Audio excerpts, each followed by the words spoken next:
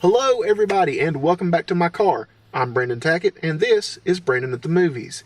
I just got out of Greta, a suspense thriller starring Chloe Grace Moretz, Maika Monroe, and Isabelle Huppert, directed by Neil Jordan. Greta is your typical spider and fly, cat and mouse, stalker-centric thriller. Frances, a naive young woman new to life in the big city of New York, accidentally stumbles into the web of a psychopath named Greta. A couple of days ago, a friend of mine and I were having a conversation about why cell phones aren't used more prominently in horror movies. Now, don't let that confuse you. Greta is not a horror movie about cell phone use, but it does use the impersonal nature of a disconnected society that is more connected than it has ever been before to great advantage.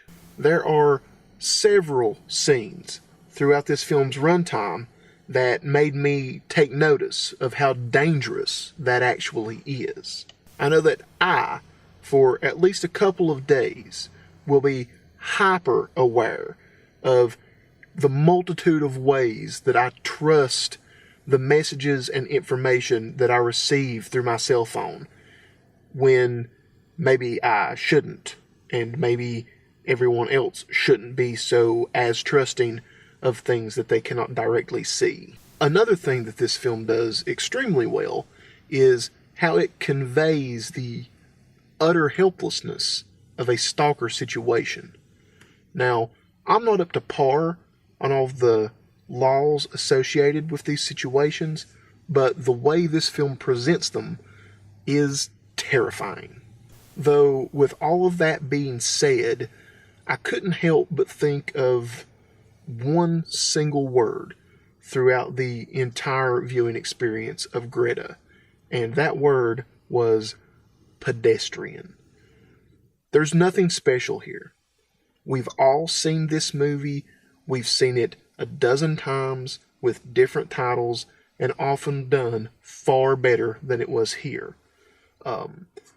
Fatal Attraction, Single White Female, The Hand That Rocks the Cradle, more recently, Netflix's You series, etc., etc. My biggest qualm with the film is the way it handles its protagonist.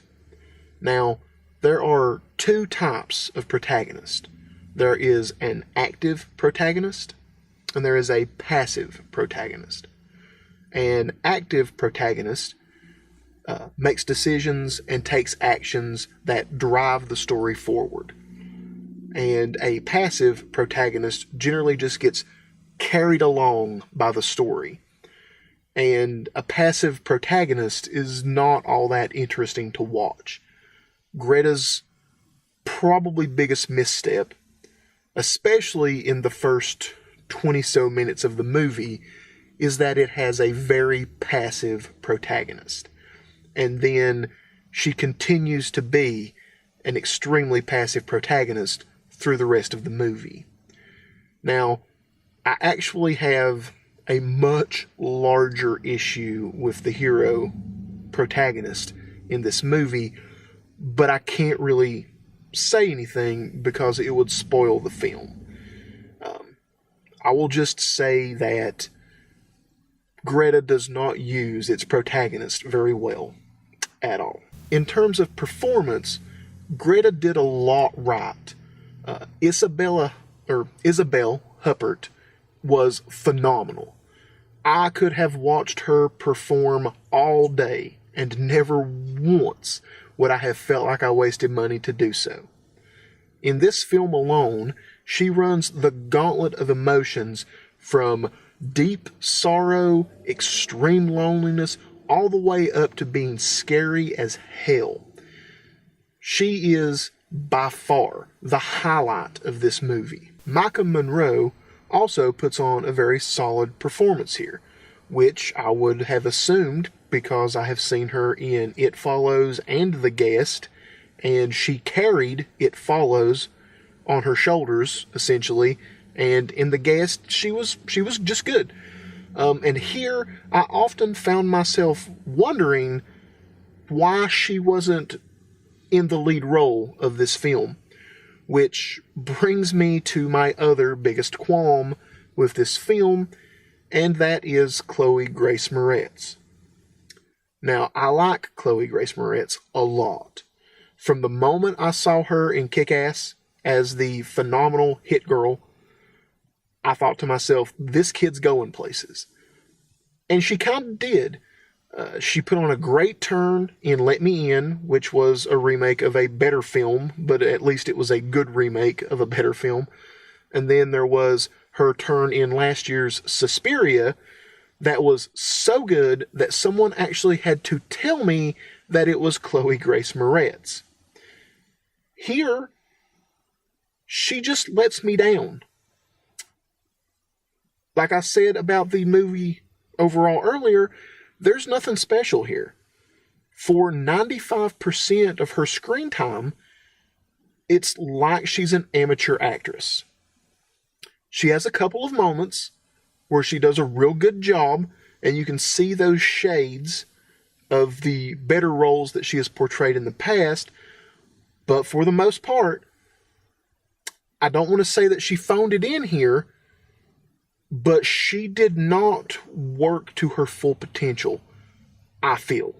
Honestly, outside of Isabelle Huppert and Maika Monroe, most of the actors feel like they are acting as though they are starring in a soap opera instead of a big screen film. Which leads me into the direction of this film. Neil Jordan is an extremely talented filmmaker. And it shows in Greta. The movie looks good. It's solidly paced for the most part. In the first act of the film, they kind of move through their plot points real fast. Way faster than they ought to have. But my qualm here with Neil Jordan directing this film is that I know he can do so much better. This is not Interview with the Vampire or The Crying Game or one of my personal favorite films, The Company of Wolves. This is, once again, I'm going back to that word, pedestrian. At the end of the day, it feels like Neil Jordan showed up, blocked the shots by the numbers, shot them, and then just shipped them off to the editor and went home. In the end, Greta feels like your standard run-of-the-mill thriller that someone thought could make a little bit of money for not a lot of money. So they just brought some people together, slapped it together, and threw it out in theaters right before the beginning of summer blockbuster season. So what's my final verdict on Greta? I would say that for the performance of Isabelle Huppert alone, this movie is worth seeing. Now, is it worth going to the movies to see, or should you wait for Netflix or DVD or however you choose to watch movies? I would say I'm going to give it a 3. And that essentially means if it's earlier in the day and you're bored and you'd like to see a movie, you're not going to feel like you wasted your money grabbing a matinee of this movie. But you would probably be better served to just wait for it to hit DVD or video on demand, something like that. So that's it. As I got to film during the day for a change. I might need to start coming to more matinees. If everybody likes what they're seeing and you would like to contribute to my channel and help me grow, just go ahead and like, subscribe, and Judy chop that little notification bell.